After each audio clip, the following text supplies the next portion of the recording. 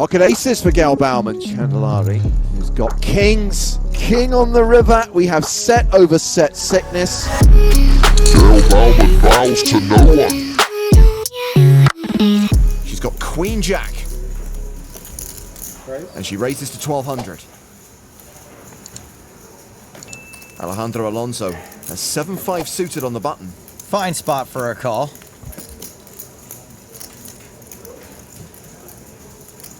Why call when you can re-raise? It's a 3-bet to 2,550. To Ricky. The small blind is folded. Leo Fernandez gives up the big blind. Action back on Gaelle. I don't think Gaelle can call a 3-bet here out of position. She can, however, 4-bet to 5,400. Well, that's an option. If you have a hand you can't call with, turn it into a bluff. Alonso should be folding now. Keyword should be. Wow. Why fold when you can 5-bet a re-raise to 8,000? This is a really small 5-bet, so it polarizes Alonso's hand into the air and nuts categories. Once again, Gaelle really can't call. Which end of the spectrum will she put him in?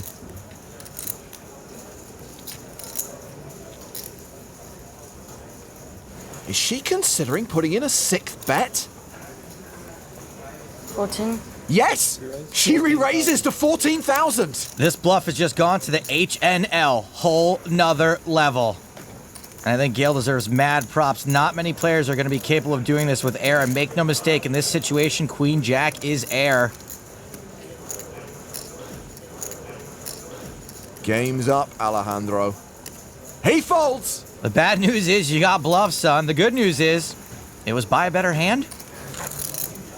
Gaelle Baumann bows to no one. All right, looks like we got some playable hands shaping up here. Brady's made it 5,000 with pocket sevens. Liebert's in, Baumann's in, and Heisenbelly gonna take some pretty sweet pre-flop pot odds with his 10-4. Wow. Wow, yes, wow, yes, wow. Yes! The car crash you wanted. Yeah, here it is. Grandma got run over by a reindeer. What an awesome board to be able to continue on, knowing someone's got to have a piece of this, and what big pieces they have.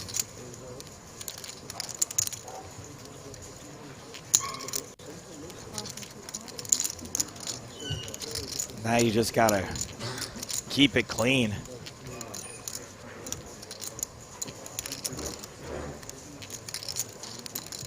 It's going to be pretty tough for this to come clean so that you're confident with a set of sevens here. I was really hoping that Heisenbelly would blast off with practically zero equity. Well, he still has the chance. Nope, he's going to get out of the way, and we're going to go 3-way. What a nit. To the turn. That turn card is the 8 of hearts. God. Not clean. That is the nut flush for Gaelle Baumann, but both Liebert and O'Grady have redraws to houses. O'Grady does not have as many full house outs as he thinks.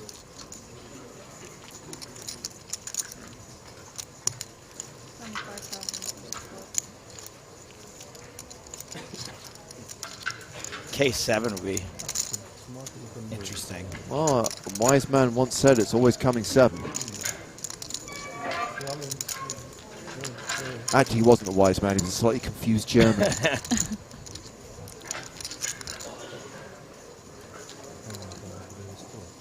Weisenheimer, as we would say. Is that just a flat from Gaelle?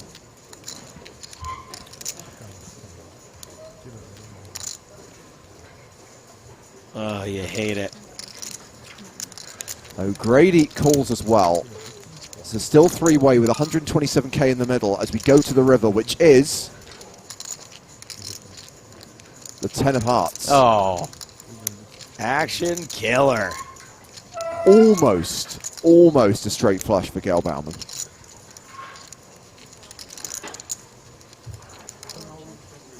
Well, that check, he just amidst defeat, It just sounded like it. Yeah. You could just hear it in the volume of the thump. I mean, is there any chance that anyone's calling this bet? No chance Bart's calling.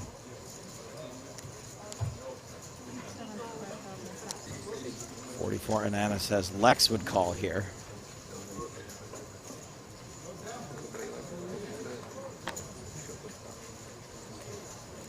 There's the fold. Oh, that's a nice hand. Pocket kings. Such a beautiful hand.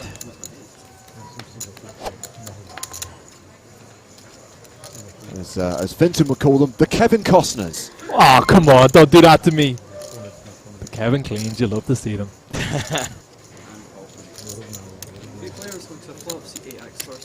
Looks like Bowman's going to get a little bit tricky laying the trap. Let's see if it works out. Pretty safe flop for kings. Unfortunately for Bowman, neither player really picking up a whole lot. Yeah. Total bagolino for both the ace-jack and the queen-nine. Well, Im does continue with ace-high, 8K. I think if Bowman flatted a hands like tens or jacks here, might be somewhat tempted raise flop occasionally, but well, king's just going to be happy, continue laying the trap. Well, we got one fold on the flop. Lim no longer in the hand. And the turn card is a jack. So Im improves, in inverted commas. Yeah, not surprised to see her reaching for chips here. Was obviously bluffing the flop now with top pair, top kicker. Going to be very happy to bet for what she feels is value. So 37.5 in the middle, and she bets 24. Nope. Just a call. Saving it for the river, possibly. Let's see what comes. It's a 10. Baumann with a lock on this. 85.5 in the middle, in with significantly less than pot behind. So dirty. I think either way, we're probably going to see all of the chips in the middle here. Does Im feel she can value bet? Does look like it. I like betting here because at least you can set your own price. I'd be very surprised if Baumann lets her away with this with pocket kings. With only 30k behind, I think we're probably going to see the all-in. Yeah. Just not. There's the all-in. 70,000. Yeah, it's enough to put Im all in. It's one of those spots where there's so much in the pot. You've only got 30k left, but how is your opponent going to find a bluff here? I think your opponent can find a bluff. I mean, you can talk yourself into it with the two missed flush draws.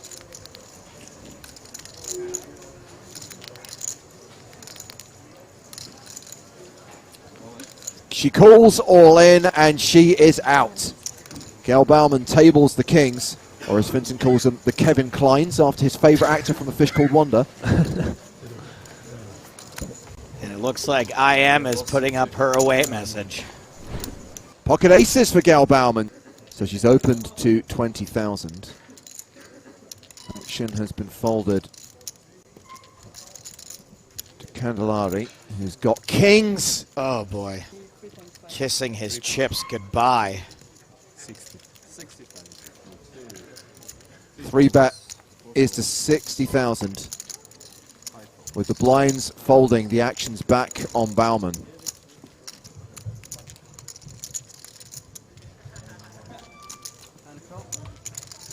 Yep. She calls. And we go to the flop with 145,000 in the middle. Aces v kings. The flop is ace-7 deuce. Candelari now has less than 1% equity. Another waste of a set. Action check to him. He has the pre-flop betting lead. There's a board we're going to see him bet mostly. Obviously, if you're going to check a hand, one of the hands that makes the most sense to check is the kings. But I wouldn't be surprised to see him bet on the small side either. 45k. Going to see Baumann call and a lot of checks on the turn. It's going to be really hard for Baumann to get all the chips in here. Just not a lot of bluffs that she can float the flop with and then want to bet big on the river. I mean, I guess the good thing is she starts the hand with not a ton of chips, so being all in won't look super strange. She calls the 45k and she's got roughly pot behind as we go to the turn, which is the 9 of clubs. He checks again. Continues to slow play it. I think we're almost certainly going to see a check behind here from Candelaria with the king and the king.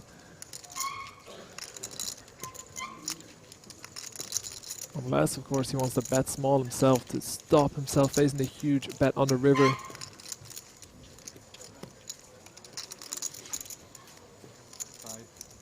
Does he not see the ace, or?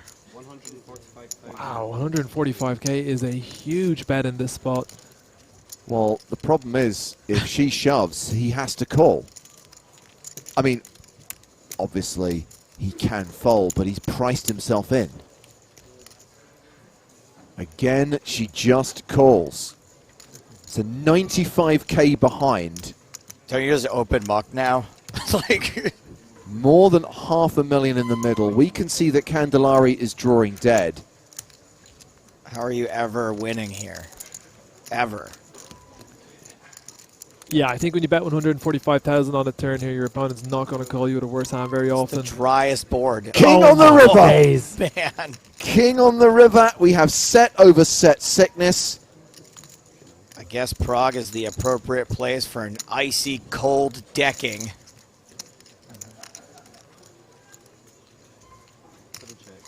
She checks a third time.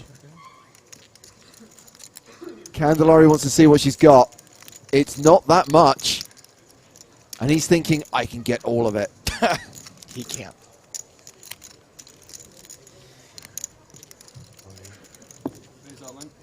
He shoves, she calls all in.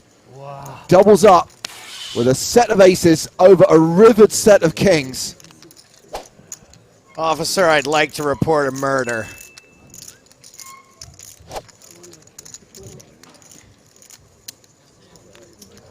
Professor Baumann in the poker room with the Candelari. Why is he looking so annoyed at her?